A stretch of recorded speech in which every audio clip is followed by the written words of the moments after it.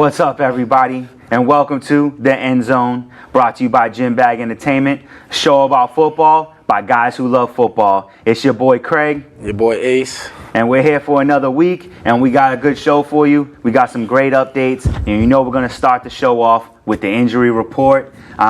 Starting off with Marquise Lee coming off the PUP list. At one point before his last year's season-ending injury, he was the #1 wide receiver for Jacksonville. I like this kid a lot, and I'm hoping that he's going to come back and shine. Yeah, me too. I think they need him back with DJ Clark, Keelan Cole, and Nick Foles. Yeah, I think they can make some noise. They got something. Don't forget Dede. Oh yeah, Dede's always Dede. You know I'm biased about Dede, but I think they got some noise to make for NFL receivers, and I think with that receiving core with him back, I think they can do some damage. Some real damage, because I feel like they have like one of those under the radar, like almost slept on wide receiver cores, and with Marquise Lee coming back, they're exceptionally dangerous. Yeah, and that even opens up the gates for Nick Foles, because Nick Foles is gonna prove himself regardless. Yeah. And I just think that makes him that much better too with a complete receiving core. Yeah, be able to spread that ball out. Yeah.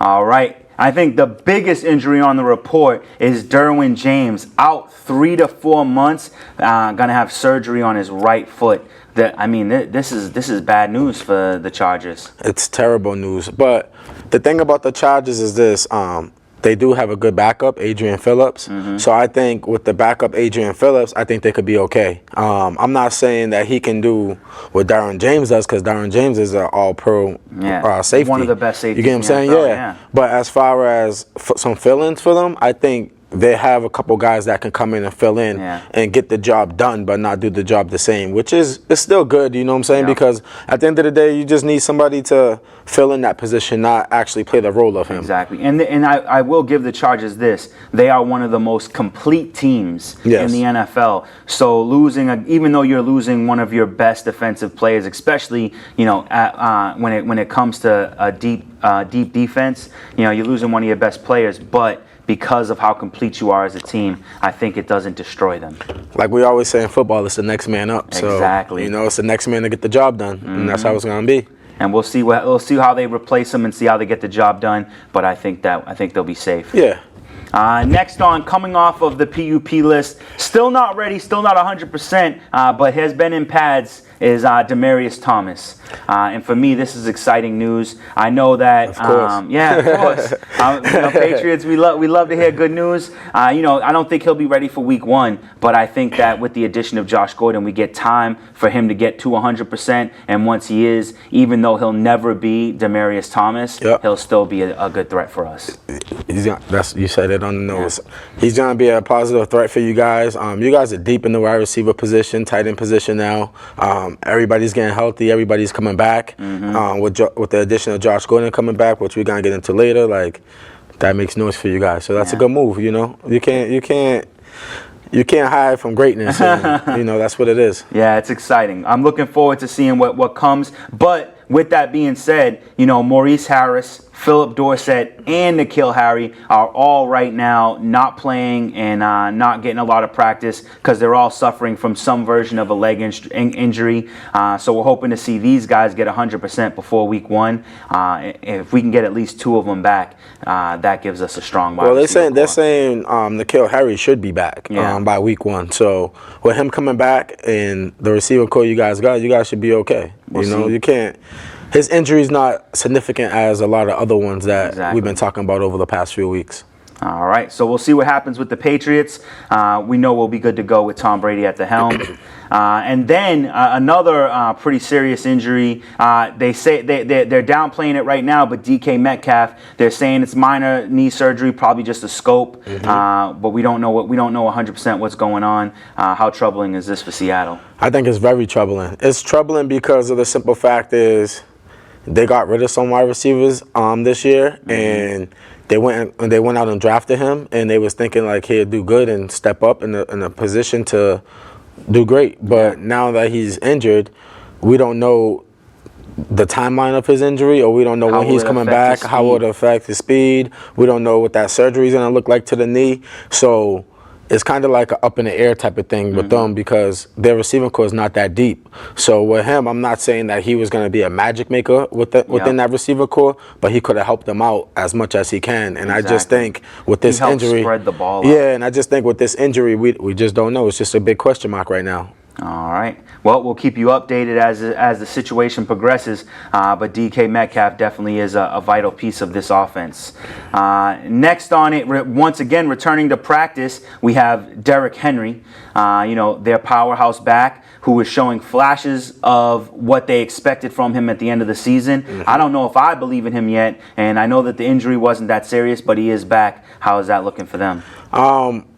They didn't say that he's fully back yet. They just said they're trying to pace him to come back. Yeah. But it's like, it's tough because Tennessee really needs him because they cut Murray, which is tough, but it happens all the time.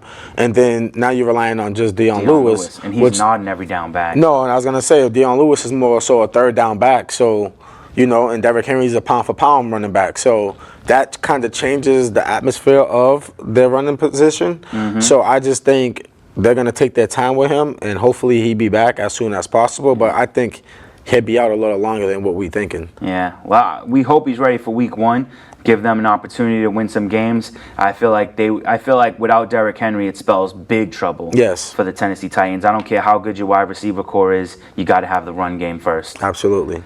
All right, and then I think we both might like this one. Darius Geis is set to play in week 3. We're finally going to get to see what this kid is about, and hopefully he can make it through this entire game without getting injured. He didn't even make it through preseason last year, which to me as a coach, I'd be worried about letting him play in preseason, but it's looking like he's good to go. And I love it. I love that. Absolutely. I love that because they said that he could have came back week 1, but they want to give him more time. That it's the Redskins. Exactly. Like we already said, they want to tank the season this year anyways, but it will be good to see some flashes of him this year, see what he can and can't do for the next upcoming season. But they're going to rely heavy on that run game. So that's all they have. Yeah, and that's all they really have. So I respect them for letting him rest up and let him come back not only 90% or 95%, they're trying to let him get to 110% better so that he can come back and kind of like control that offense because that's what they're relying on most is the run game this year. Exactly. Well, I'm excited to see. I've been waiting to see what this kid could do since last year. I know you have as well. Yes, so. I've been on edge. Absolutely. All right, so more from Darius Geis in week 3. Watch out for this kid and see what he does. And as far as it goes for fantasy, if he has a good preseason, I say that he's a lock to grab at his current ADP. And now we're going to go into the top games to watch this week. We both have a few games on the list, and I'll get the ball rolling. And I like the Texans versus the Cowboys. I think this could be an exciting matchup. I think the first couple drives are going to be led by DK and Deshaun Watson. I'd like to see these two face off. Yeah, I got that down for one of my top games of the week too. Yeah, I'm excited, man. And not only that, Jerry Jones comments about Pollard and stuff like that. So it's like, I just want to see how the Cowboys is going to do with the back against the wall, because right now their backs is kind of against the wall, and you got the owner doing a lot of talking, so I kind of want to see how they respond to that. Yeah, with that whole Zeke who. Yeah. I think Jerry Jones is letting his mouth write checks that he necessarily can't cash. Absolutely. So we'll see what happens with that. What else do you got? I got the Redskins versus Falcons. Ooh. I put that down as one of my games of the week to watch because they're both. Well, Redskins is 0-2, Falcons is 0-3. Yeah. They're both destined for a win. So that should be good because now the Falcons get to play more of their starters, more of their receivers. And now they're going into it'll be their 4th game of the preseason. Yep. So I want to see more out of them because at the end of the day, we haven't saw nothing out of them. They can't afford to lose a game. I mean, it's only preseason. Yeah, it's preseason. Do you want to leave preseason 0-4? Yeah, but preseason is preseason, man. We pay attention to preseason, but not nobody else really pays attention to preseason. But it's at really the end of the day, you just want to, you do want to see like a flash of, okay, cool, I might be able to pick him up in fantasy, or he might look like a sleeper in fantasy, or like he might look like a sleeper this year, or he might do well this year. So I want to see at least the starters playing at least a halftime of this game, and I think they might be playing a little longer than possible. Yeah. And they're going up against the Redskins, who, you know, you never know what you're going to get out of them because they're a question mark all year. I did like what I saw from Haskins. I told you. Yeah. Whoa, wait. I'm a Haskins fan. I've been a Haskins fan. No, time out. We're talking about what we discussed last week. His first week was horrible. Yep. And I told you he has time to turn it around. Yep. And he turned it around this week. And he looked real good. Yeah, so it's like, that's what I'm telling you about. Yeah, like, you know, like my guy, he did well the first game and looked horrible the second game. But then again, you could say. You know what I want to give him? I want to give him credit. I think that someone said this to me, and I agreed with them. I don't want to pass this off as my own personal thoughts, but someone said this to me, is that with Kyler Murray, how bad he did last week, is that not necessarily it was intentional, but it was intentional. Like, they don't want him showcasing what he's going to be doing. Yeah. So they're like, go out there and try some stuff that you're not good at. And then, you know, the thing about it is, too, is like, if you watch the game and you watch any highlights of it, Kyler was under pressure a lot. You know, like, that offensive line didn't look well, you know, like with him out there. But then again, like you said, trying things that he normally wouldn't, he was doing that. Yeah. But, you know, Kyler's the type of person where he'll use his feet if he has to. But in that game, he really wasn't trying to use his feet. Nope. He was trying to throw the ball away and this and that, doing different things like that. Tricky. Yeah. He kind of looked like a little flashes of Drew Brees a little bit, whereas like he was trying to be a pocket quarterback more than so use his feet to run and stuff like that. So that's why I don't think he did well, but you got plenty of time to develop that. It's not nerve-wracking for me, honestly. Yeah, at first when I watched it, my first thought was, I'm gonna talk trash to Ace. You know, and that really was. That was my first thought. But then when I was talking to someone, we were talking about it. It really did make sense that, like, you know, yeah, it could be a hiccup, or it could have just been like, you know, him not playing to that level because they don't want people to know what he's capable of behind on this offense. So we'll see what happens, and we'll see what happens next week and once the season starts. Another game I really am looking forward to seeing is the Birds, Eagles versus Ravens. I think this could be a really fun game to watch. You got two really good defenses, two young quarterbacks, and offenses that are fully loaded. I always love watching the Eagles. Yeah. For some reason, since I was younger, like, that wasn't one of my favorite teams, but I always like to watch them. I always like to watch them because, like, you never know what you're going to get out of them, too. And it's like, they won games on defense alone, and they won games on offense alone. Exactly. But I think this year they got the team to put it all together. Yep. But, you know, I'm still like a Nick Foles guy, and I feel like they should have kept him over there. But at the end of the day, it is what it is, and NFL's a business. Do you think it should have been Nick Foles over Wentz, or just as the backup? I like Nick Foles over Wentz. Wow. Yeah. Wow, that's an interesting thought. I mean, I can't completely disagree with that situation just because of the fact that, I mean, Foles got them a Super Bowl, and then Foles got them into the playoffs the following year. Yes. And Carson Wentz has proven not to be durable. And they did pay him a lot of money. So, but I do want to see what these two teams have to offer. Even still, if you want to go with Carson Wentz and you keep Foles just to have him on the short leash, and just throw him out there when you need to, that would have been a positive for the Eagles. Yeah. But just to get rid of him as a whole, now what if Wentz goes down, then what? Yeah, who is the back? I don't even know who the backup is. Exactly. Right now. You get what I'm saying? So that's what makes it tough in that situation, you know?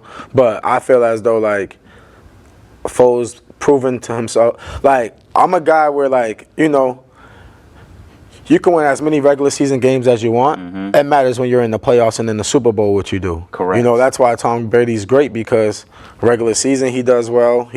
But he don't put up crazy numbers. But comes playoff time, he's putting up crazy numbers. Yep. You got to come play him in the snow, and he's gonna perform in the snow. And then when it comes to Super Bowl, he's gonna perform. And that's why he is who he is, and that's why Peyton Manning is who he is.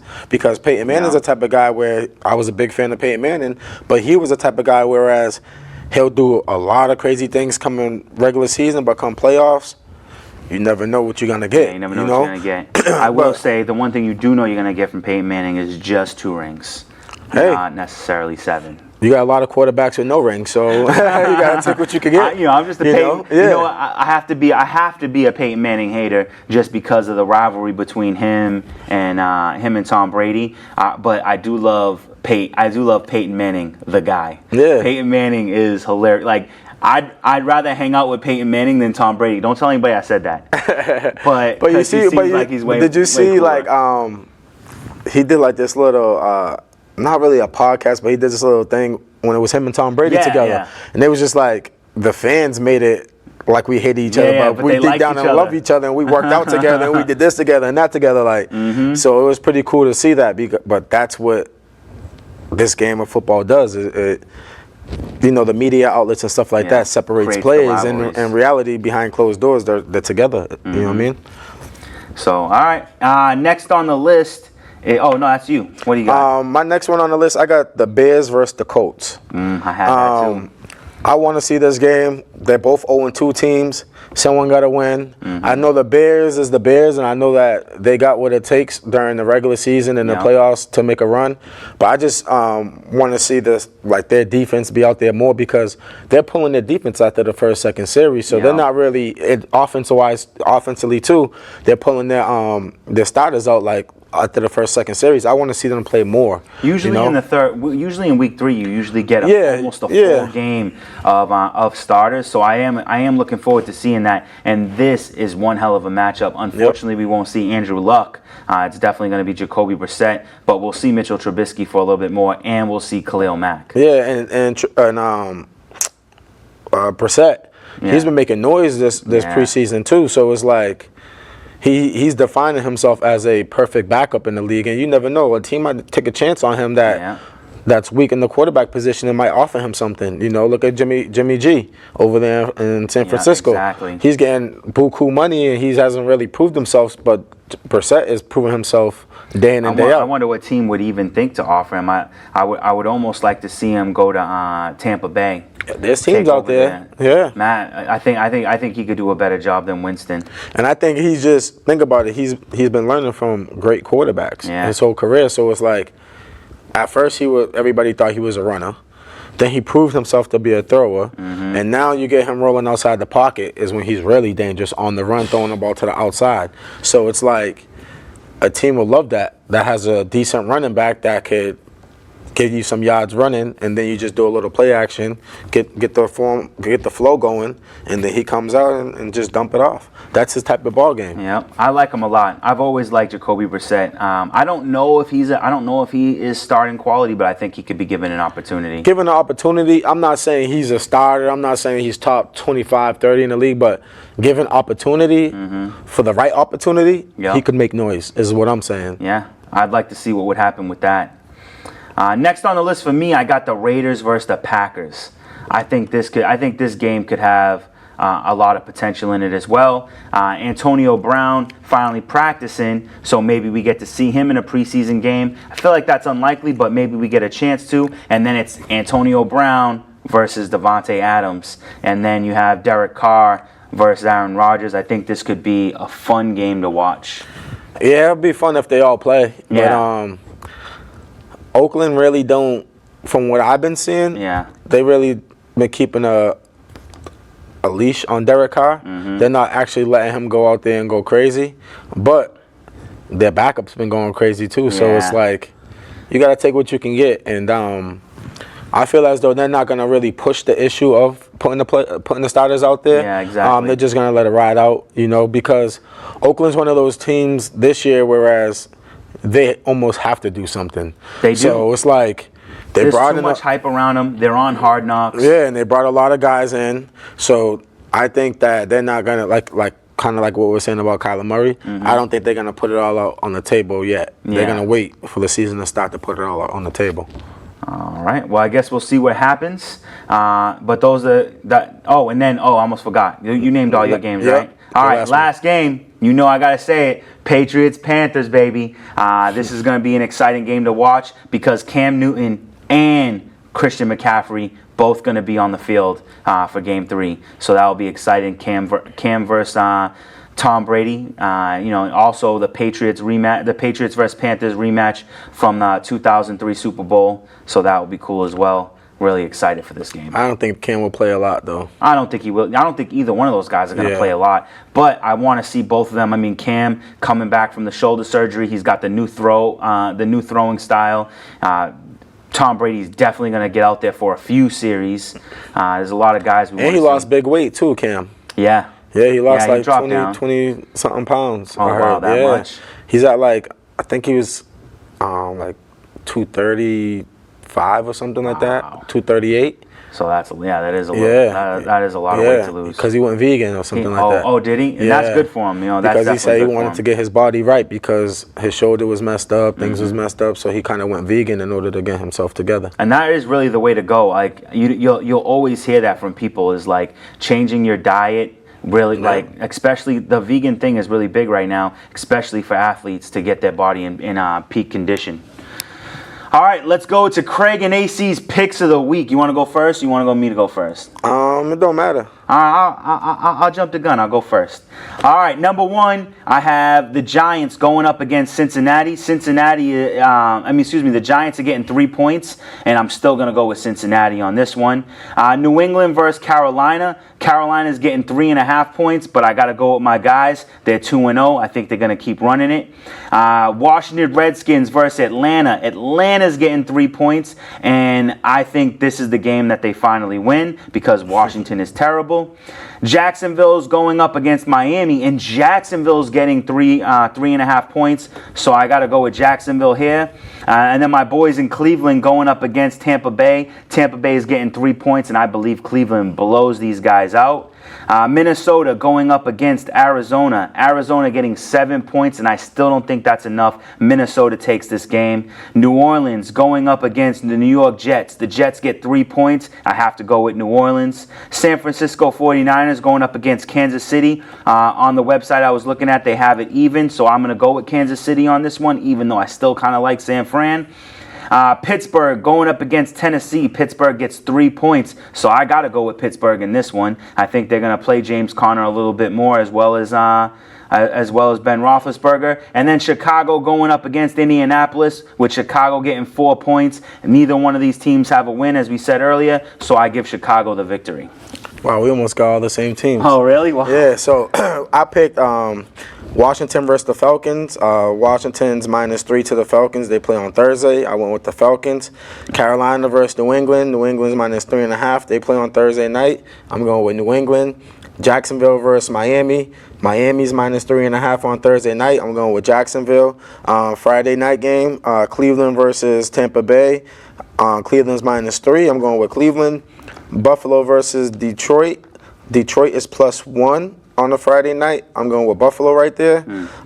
Arizona versus Minnesota. Minnesota's -7 versus Arizona. I'm going to go with Minnesota because I've been liking what I've been seeing out of Minnesota. Yeah. On Saturday games, Houston versus Dallas. It was an even game. I'm going with Houston right there. Ooh, yeah. Saturday game, Chicago versus Indy. Indy's -4 to Chicago. I'm going Chicago right there. Seattle versus Los Angeles Chargers. The Chargers is +2.5, so I'm going with the Chargers right there. And then Pittsburgh versus Tennessee. Tennessee is -3. I'm going Pittsburgh right there. Wow, yeah, we did. We had 7. 7 out of the 10. We had the same. So both of us are going. You better check those picks out. Looking like we might have some winners this week, some big winners. Should we go recap? Let's hit that recap. All right, so a recap from week 2 of the preseason. You had on Thursday night, August 15th, you had the Eagles versus Jacksonville Jaguars. The Eagles beat them 24-10. Thursday night, the Jets versus Falcons. The Jets beat them 22-10. And then you had Bengals versus Redskins. The Bengals beat the Redskins 23-13. And then you had the Packers versus the Baltimore Ravens. The Baltimore Ravens beat them 26-13. And then on Thursday night, you had the Raiders versus the Cardinals. The Cardinals beat the Raiders 33-26, last minute of the game. I watched that one, actually. And then on Friday, you had Buffalo Bills versus the Carolina Panthers. The Buffalo Bills beat them 27-14. And then you had The Chiefs versus the Steelers. The Chiefs lost to the Steelers 17-7. You had the Texans versus the Lions. That was one of our games of the week. The Texans beat them 30-23. You had Cowboys versus the Rams. The Cowboys beat the Rams 14-10. You had the Saints versus the Chargers. That was another good game. The Saints beat the Chargers 19-17. You had Seattle versus Minnesota Vikings. Minnesota beat Seattle 25-19. You had You had the 49ers versus the Broncos last night game. The Broncos lost to the 49ers 24-15. That was a real good one. And that's it. We covered them all. All right. That's our Patriots. Recap. Oh yeah, Patriots versus Tennessee. Tennessee? Yeah, Patriots versus Tennessee. That game was 22-17. The Browns versus the Colts.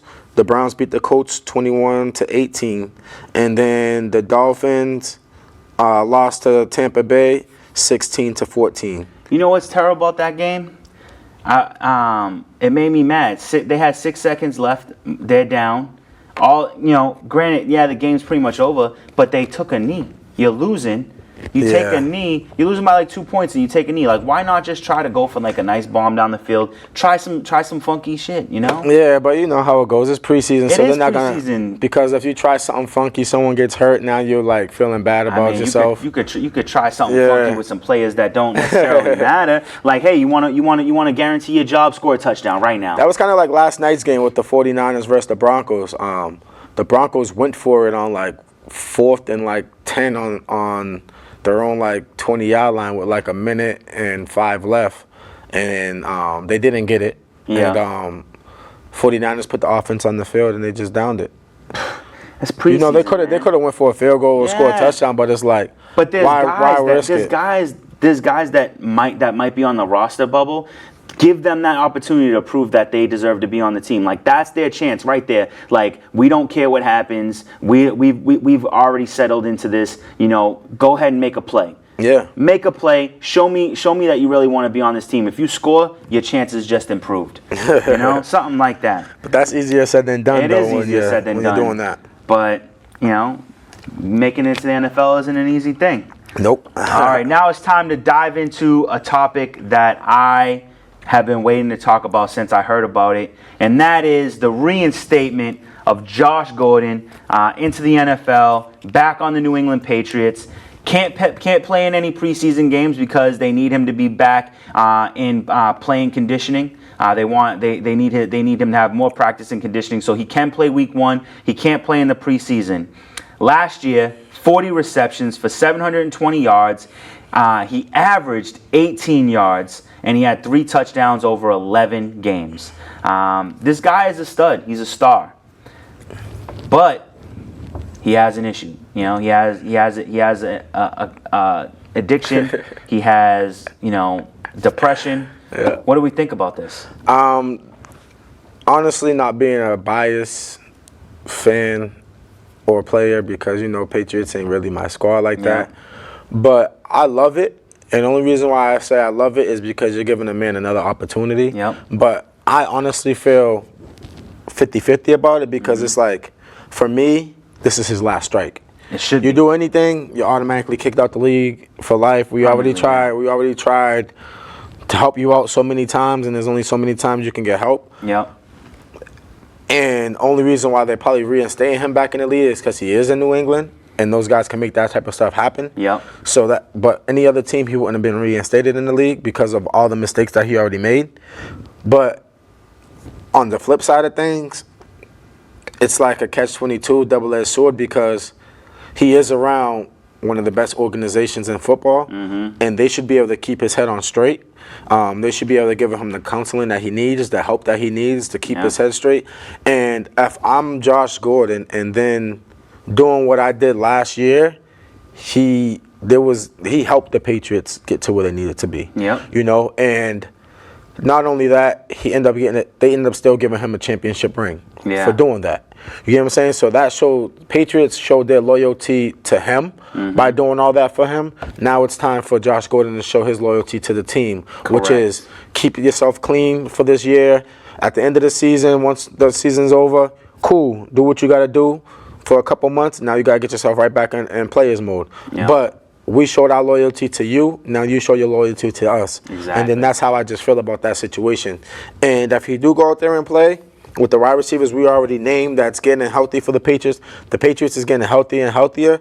And with that type of receiving core, they're going to be putting up big numbers. They're going to be putting up at least 25, 30 points a game. And I just feel like great things can happen if his head stays on straight. Correct. And that's how I just feel about the situation, because I don't want to down him or downplay the situation, because I feel like Josh Gordon's a good receiver. He's a great receiver. He's always been a great receiver. He was since at one Cleveland. Point, before all this happened, before this whole situation went down, he was the number 1 wide receiver in the NFL. And he was the number 1 when Antonio Brown was there, Calvin Johnson was there, Julio Jones was there. Like, a lot of these great guys were around. Yeah, his numbers compared to that, Yeah, his numbers. He came in after a 4-game suspension and led the league in yards. You know, this guy is an incredible wide receiver. And this is the one thing, a lot of people are like, oh, I'm sick of them giving him chances. Josh Gordon's not the guy who's getting drunk and partying and then beating someone up or smacking around his wife or threatening his kids or, you know, doing anything crazy. The man has mental health issues, and he has a substance abuse issue. So they're being sympathetic to him, and he's showing that he wants to help, but he's also showing that, like, he's struggling, that it's something that he is having a hard time overcoming. I mean, the Patriots did everything last year. They put a shadow on him. It took a bye week for him to sneak away and break the substance abuse policy. But the Patriots are doing everything they can. They actually petition to get him back. And, you know, part of that, you got to know that part of that's because they want to win games and they need him to do that. They want him there to do that. And the NFL is doing it because he is a name that's recognizable. He's a person that people want to see play. Even with all the mistakes he made, people still want to see him play. He's a highlight reel guy. So it's selfish on everybody's being selfish and everybody's being helpful all at the same time. It's a good situation, and I hope the best for him. But my thing is this, right? Yeah. And if I'm an NFL player and my homies that I hang out with and chill with and stuff like that, and if I'm messing up and you know I'm getting chance after chance, then the people in his circle need to be like, come on, bro. Like, I'm going to be with you every day. I'm going to wake up with you, go take you to practice. I'm going to ride with you to practice. I'm going to do this. Yes, he's a grown man. But maybe his people aren't for him. True. And that happens a lot, too, where people's friends and stuff ain't for them. They just around for the fame, or they just around for whatever they can get out of them. Yeah. But at the end of the day, it's kind of like you got to help him help himself. You get what I'm saying? Yeah. And I know if I'm Bill Belichick, if I'm Tom Brady, this bye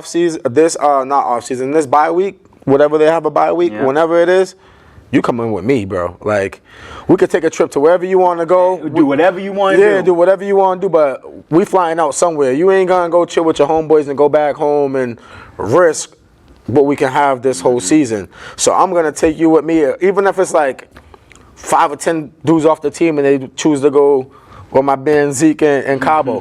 Cool. You know what I mean? Do that as a group rather than leave him to make a bad mistake. And it's almost like, and people will watch this and be like, yo, you're treating him like a little kid and stuff like that. Sometimes that's what you have to do in order to get the best out of whoever you want to get the best out of. Bro, if you're not at practice or at a game, whoever I have shadowing you, it's handcuff time, baby. Yeah. And then I'm not going to put you up in the house. I'm going to put you up in a hotel room with a person 24 hours outside your door. You can't go nowhere without somebody by your side. Like, there is no if and buts maybe. You're not going to be in a house you can sneak out the back door. You're going to be in a hotel room with a man standing outside your door and you come outside, where you going? Oh, I want to go down and get, some dinner. Okay, I'm going to come with you. Exactly. Or we'll order something to your room. Like, if you want this chance, like, you're going to do it. You're going to do how we want it, and that's the end of the story. You can only do so much to help someone out, but if you want him to be there and you want to do the best for him, sometimes you do need to treat him like a child. Yeah, and that's all I'm saying. Like, if I'm them, that's what I'm doing. I'm babying him. I'm putting that silver spoon in his mouth. Whatever I got to do in order to make this right and to keep his head straight, that's what I have to do. It's going to happen. Like, whatever it takes. Whatever it takes. I even would tell his wife, whatever, his girlfriend, whatever, like, hey, listen, he can only be with you like halfway through the season, like towards the end of the season. Like we got a lot of business to handle now. Exactly. You know, like, and that's what it is. And making sure he's taking care of his body, making sure he's working out, making sure he's doing the little necessary things in order to keep himself straight. Because like with him, I'm not gonna lie, with him playing on the Patriots, they're automatically winning that division. Oh yeah, you know what I'm saying? I mean, with him on the team and the defense that we have and all the wide receivers, it's hard. It's hard to even say that we're not going to make it to the Super Bowl again. It's really hard to say that. Like I had, you know, with him coming back, I kind of want to flip the switch and say maybe Cleveland Brown won't beat us to make it to the Super Bowl. Oh, you're going against the grain with I might have to go against myself because I mean, you're adding Josh Gordon, and now he's coming back week 1. Yeah. If he could stay the whole season with all these wide receivers we got, how do you beat us? But I also say that the last time we had a team this dynamic, we did go undefeated and then we lost in the Super Bowl. So it is tough. So I don't know what to think, but I like this. I think they're gonna get it together. So yeah. All right. So we'll get off Josh Gordon for now, and we'll keep you updated on anything that goes on with him. And, hopefully he can make it through 16 weeks, 17 weeks technically. All right, now just a little breaking news we found out today. You're finding out now. We found out 2 days ago. Extension for Jalen Smith on the Dallas Cowboys. What did he get? He got a 5-year extension for $64 million, 35.5 guaranteed, which made him the top 5 paid linebacker in the game. Wow, that's big. Did he deserve it? No. Okay. He's been struggling with injuries. Yeah. Not to mention, it's like, okay, you give him this type of money. You still got Zeke and Cabo. Mm-hmm. You didn't still offer him nothing. I mean, they made him offers, just not the offer. Yeah, but not the right offer. Yeah. And then now, what you think Dak is thinking? Like, okay, I went from 20 to 30. Now I might be going from 20 to 35. After seeing what he got. Dak asked for 4. Yeah, I don't even care about Dak no more. But I'm just saying though, like Dak can kick rocks for him. So you just got offered $30 million a year, and you said no, I want 40. If I'm Jerry Jones, I'd trade you right then and there. I'd be like, okay, I'm gonna call this. So team. Dak's asking for 43 to 45 now, knowing that this defensive guy just got paid. Yeah. But I mean, let's also say this: Jalen Smith made NFL's top 100 list. Dak Prescott did not. Yeah, but Jalen Smith, I'm not gonna lie to you, like he's been in the league what, 2 years, 3 years? Yeah, something like that, 2 years. And I remember he got hurt. Like he came into they took a chance on him by coming into the league because he came in hurt. I believe that's right. I believe that's accurate. So I think he's always been a great player, but my problem with the money that he got is just the controversy around Dallas Cowboys. Yeah. And that's my only thing, because if he was like anywhere else, I'd be like, yo, he deserves to get that money. But when you got the best player on your team still not getting a good offer, and he's still not playing, that's when I'd be like, oh, this wasn't a problem. This wasn't. I'm not saying he didn't. Let me take it back. I'm not saying Jalen Smith didn't deserve this. I just think it was wrong timing to give him that. Yeah, you know what I mean? It's almost adding insult to injury to the players who you haven't signed yet. Yes. Well, I guess we'll see what happens as this situation progresses. We're really hoping that the Dallas Cowboys get their act together. But with that being said, we need to talk about Jay-Z. Jay-Z signs a deal with the NFL, and this will give him creative control over the halftime show. I think some other musical stuff going on with them. But there's controversy involved with this, going against Colin Kaepernick. Jay-Z has said in the past that, he supported Colin Kaepernick. Now he's saying that the kneeling situation is done. We know what the issue is, as if somehow the issue has been resolved. What do we think?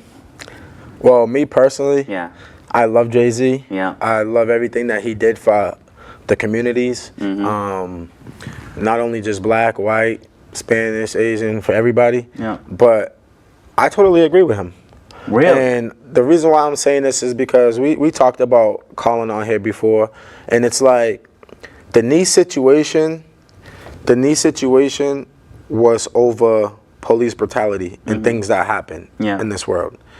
So with Jay-Z and Meek Mills, they started a whole organization yes. around that. Yes. You get what I'm saying? Yep. So with Jay-Z, I feel like you have to, in order to infiltrate something, you got to be within. You can't be from the outside looking in trying to infiltrate something. Okay. You got to be in the inside and trying to infiltrate something. Now he got his foot in the door of the NFL. Yep. So now he has a voice in the NFL. So when things happen to different color players, he has a voice to stand on and say something about. Okay. So I look at it from that standpoint. And when he's talking about the nailing again, Colin wasn't nailing over the NFL. He was Correct. just nailing over. Had nothing to do with the Had NFL. nothing to do with the NFL. That's what people are missing. What he was nailing over had nothing to do with NFL. Yep. It was the way people was being mistreated in the world. In America. Jay-Z created groups so that can't happen anymore. You get what I'm saying? They're Or to creating try laws. that, yeah. they're trying to create laws so people can get out for some things that wasn't supposed to be in jail for. You know what I'm saying? And not to mention, I was watching this thing the other day, whereas now there's like 7 teams interested in Colin. You get what I'm saying? I feel like they say that every year, though. Yeah, they do. But it's even becoming a bigger issue. But it's like, if this man don't get, and Colin's still doing what he can do as a community man, but he's paid already. He made plenty of money. He's still making plenty of money. Oh yeah. Still making plenty of money from Nike and stuff doing like all the that. stuff he can do. So, is the message supposed to be Colin's supposed to have a job and then everything's over with, or is the message we're all fighting against police brutality and things that happen in the world to make the world a better place? Because like I tell any of my friends, white, black, Asian, Spanish, there's Black America, or we could say minority America, not even Black America. You got minority America, and then you got Caucasian America. And Caucasian America is the rich people that get away with everything and, silver spoon, and they can do, me and you can go out there with a person's kid that has money, and me and you will be sitting in jail for 5 to 10 years when they'd be out the same day. Compared to as minority America, me and you can do a crime with a white kid in land, and we both gonna get the same sentence because they don't look at it as no different. You get what I'm saying? Yep. So there's always 2 different Americas. Yeah. Now, what they're trying to do is bring this America as one, which I totally agree on. And I don't knock anything from what Jay-Z is doing due to the simple fact is, like I said, in order to infiltrate something, you got to infiltrate within, not from outside looking in, speaking all whatever you want to speak on. Yeah. You do that within. So now that he can sit at the round table with all these owners, it's going to be bigger than that. Jay-Z's about to probably end up, the bigger picture for him probably is to own a football team. You know what I'm saying? So Possible, it's like, yeah. So, and now you got all these billionaires and millionaires around him. He has a voice. Now they're starting to feel how the minority America feels. There's no secret no more. Before it was a secret to, the high-end white America. I don't look at it like, when I say 2 different Americas, people be like, oh no, all white people. Like, no, I don't look at it like that because I know white people that get treated just as bad as black people. Yeah, I know Spanish people that get treated just as bad as black people. It's all about the money. Yeah. How much money you have or how much money your parents it really have is about money. the way how you get treated. You know what I'm saying? And that's and that's when I say there's 2 different Americas. There's rich America and poor America. There's no more middle class America. No. It's either you're rich or you're poor. And poor doesn't mean you don't have nothing to eat at home. Poor just means that you're making rich. ends meet. You're living check by check, or your family's living check by check, and you got to make things happen every day in and day out, how you make it, And that's how I feel about this situation. So I think people really overreacted like, oh, Jay-Z's turning his back on the minority community. No. In reality, this can help. You know what I'm saying? You got all these owners, those are all white guys. Majority of them. Yeah. Now you got a black face in there. Yeah. So let's help it out. I would say this. I don't disagree with what you're saying. Yep. The other side of that to me is like, Jay-Z comes in and says the kneeling thing is over. To say the kneeling thing is over is to say that injustice for police brutality and injustice for men and women of color has been solved. I don't agree with that. Protesting should still be going on right now because every day black men and women are being pulled over, being shot at, or, you know, whatever the case, being mistreated by police officers. Not all police officers. And I for one, I love police. Like, I have never had a negative experience with cops. I know cops. There's cops that I like. I've had very good interaction with cops. I've been pulled over with cops, and by the end of the situation, we're laughing. I've been pulled over by a cop where I was wrong and was given a chance. Like, I have had very good experiences with police. I've never been mistreated because of the color of my skin. I'm very lucky in that aspect. Because you're light skinned. You might be, and I got the light eyes. I'm very unthreatening. So, you know, but I've been lucky. But not all men of color have been as lucky as I have, and not all cops are bad. You know, just like not all Christians are good, not all cops are bad. We do focus on the bad things that cops do. Absolutely. But injustice for men of color is not gone. Therefore, the kneeling is not done. To say it's done is trying to send a message. You know, I almost want to say, like, I do feel like in a way he kind of sold out. The NFL got their boy. You know what I'm saying? A man who can talk to people like us, that understand people like us, and say, hey, now it's not, police brutality is not the NFL's problem. So I don't necessarily have a problem with Jay-Z joining the NFL, because the only thing the NFL did wrong was blackball Colin Kaepernick. Mm-hmm. So is it not about Colin Kaepernick not having a job? Yes, it is. Because Colin Kaepernick stood up for people who can't stand up for themselves and lost his job over it. And you're saying that that's not an issue. Yes, it is an issue. He lost his job for doing something that is in his right to do. And then the NFL and the media and politicians made it about the flag and the military and this and that. But it wasn't about that. They didn't want you to focus on police brutality on men of color. Colin Kaepernick tried to do that. The other problem I have with this situation is Francis Maxwell of the Young Turks, he said this, is that it's creating a divide. Colin versus Jay-Z. Black person versus black person. They're trying to divide us now. We don't have to allow that to happen, but we're going to let that happen because it's the drama of the situation. So now you got Colin Kaepernick versus Jay-Z. And that's not what it's supposed to be. It's supposed to be people versus injustice. Absolutely. And that's what we should be focusing on. So I don't have a problem with Jay-Z doing what he's doing, as long as we find a way to let it unite us instead of divide us. And that's what they want in the media. They want to divide us through two men of color who don't have opposite beliefs. They don't have opposite beliefs. They're just on opposite sides of the fence. But I feel like, I totally agree with you. I'm not knocking anything you're saying. But we also got to give Jay-Z time, because you never know what can transpire out of this. But he's a smart businessman, and he's doing, like, that's why I don't have a problem with what he's doing by making a deal with the NFL. That's good business. Yes. He wants to, like, the other thing that Francis Maxwell said. No, not Francis Maxwell. I watched another YouTube video to kind of make sure I was ready to talk about the situation, and the dude said it perfectly. Jay-Z's a politician. He knows how to speak about things. He knows how to beat around the bush and to say the things that people want him to say, to make it sound like he's on, like that he's doing this for you, but he's doing this for us. He's a great politician. He might end up being the governor or a president one day because he knows how to talk to people, and he's very intelligent.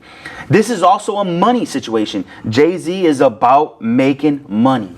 And this is a great money situation for him. And I don't have any problem with what he's doing. I do think in some ways he's being hypocritical, but it's his life. Yeah. You know, and it's his choice to do this. But I do think it's got to be about uniting rather than dividing. I would just say to be continued. Yeah. We'll revisit this in a couple weeks, a month or so, and see what happens, see what he does, see what changes. And if there's no changes, then...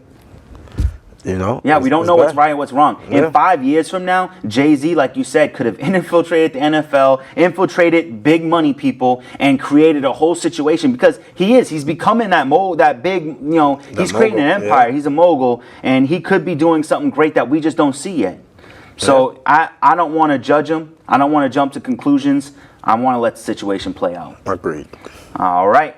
So now we'll move on to that, and we're going to really hit on Antonio Brown. I think by the time we got to do our show today, the issue is kind of being resolved, but he's filing another grievance over the helmet. He wasn't playing. The GM of Oakland said it's time to make a decision. Either you're all in or you're all out. Today he shows up to practice. That shows that he's all in. He shows that he's all in. Well, hopefully it's showing that he's all in. Yeah, that's all I can say. His grievance was because of the type of helmet that he uses. He just got a newer model of it. Yeah. So he just wanted to make sure that he can use that model. But like we said, he's a diva. He knows what he's doing and he knows what he's not doing. He's creating the drama. I feel as though like he got to the bottom of it. He opened eyes. He got the publicity that he wanted. Yep. So now he's good. Let's hope that he's good. And let's hope he continues, because we said it before. It's not just him. It's an entire team that it affects. All right. Well, we don't need to spend any more time on that. But what we do have for you is the top 25 college teams. Yeah. Bring it on. You want to bring it on, or you want me to do it? I think that you are the college guy. But I am going to chime in when you get to my favorite teams. Okay. So we got the top 25 in college. Number 1 college football team is the Clemson Tigers. Them boys. Number 1. This is our first year being number 1 on forever. Normally it's Alabama who's number 1 year in and year out. But now they dropped to the 2 spot. Which is a team that I love. Yeah, Bama. I love Alabama. Yeah, Bama's always makes noise. You got Georgia, another SEC team. They're number 3. Oklahoma's number 4. My favorite team. Okay. Oklahoma, I love Oklahoma. Okay. It's actually funny. The reason how I became Oklahoma fan is I used to work at Men's Warehouse. I used to sell suits. Okay. And the woman who used to come in to do our visuals, so she would do the mannequins and displays. She'd put up decorations for holidays. She was a huge Oklahoma fan, and like that just kind of like I didn't follow college, so I just because she was hot. Yeah. Oklahoma. So I started liking Oklahoma through that. But Oklahoma is one of those teams. Okay. Obviously top 5. Number 5, we got Ohio State. That's the sleeper team this year. They can make noise. Number 6, LSU. We always talk about another one. Yeah, we always talk about LSU. We both like them. So many great players come out of LSU. Michigan, number 7. We got to stop right there, because you know who came from Michigan. TB12, baby. Go ahead. Florida, number 8. Notre Dame, number 9. Notre Dame's always okay because they got the guy from Massachusetts, actually, the head coach. And that's where Rudy came from. Yep. Number 10, Texas. Number 11, Oregon. Number 12, Texas A&M. Another one of my favorite teams. I don't even know why I love Texas A&M. You love the maroon teams, huh? I love Texas. I do love maroon teams. I do. That's actually that you put that there. I didn't even think about that, but I don't know why. I just love Texas A&M. Number 13, Washington. Nice. Number 14, Utah. Number 15, Penn State. Number 16, Auburn. Number 17, the University of Central Florida. Number 18 is Michigan State. Number 19 is Wisconsin. Number 20 is Iowa. 21's Iowa State. Here's a surprise team. Number 22, Syracuse. And I like Syracuse. I like that orange. Yeah. 23 is Washington State. 24, Nebraska. And 25 is Sanford.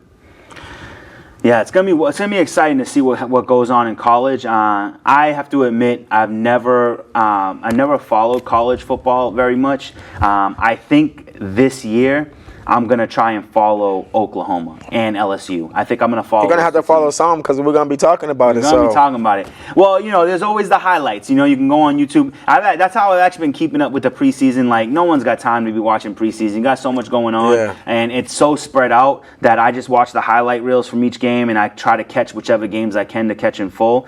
So that's what I'll probably do with college. I'll watch the highlight reels, but I want to try to watch as many Oklahoma and LSU I'm excited games. for this games to start this Saturday. Yeah. Oh, college football. Is it preseason games? No, it's real. They do real games? Real games. Saturday. So Saturday so Thursday football, Saturday college, Sunday night football right after that. Football right after that. Yep. Okay.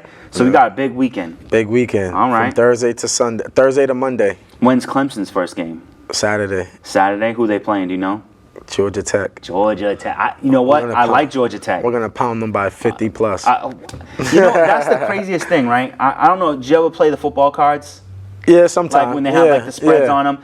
I used to always do that, And the crazy thing is, like, you look at the college games because they have like at the bottom they have football and above it it's all the college games, and you'll see a game hypothetically Clemson versus Georgia Tech, and the spread is like 35 points. Alabama like 40, Ohio they State, cover. And they cover it. And they don't just cover by like 38 points. It's like they're covering like they score like 45 points. I'm like, wow, bro. Like I feel like there's got to be like it's weird that you can have teams that huge of a gap between. It's not that. It's just that, like Clemson's in the ACC. Yeah. ACC's technically they're considered the second best conference in football. Okay. So recruiting's different when you have a big school compared to a small school. Yeah. So when you have a big school, you can go out there and recruit top-notch people from anywhere in the world. Mm-hmm. Compared to a small school's only recruiting around their area. You know what I'm saying? Why do you think Alabama's so good? Alabama recruits from everywhere. From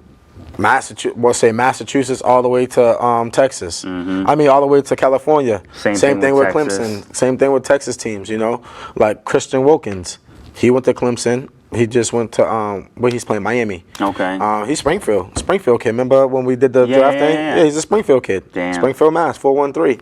So it's like things like that is like you can always get the best talent to come to your school when you're a big name school, especially when you have like $10 million locker rooms and you got different things like that.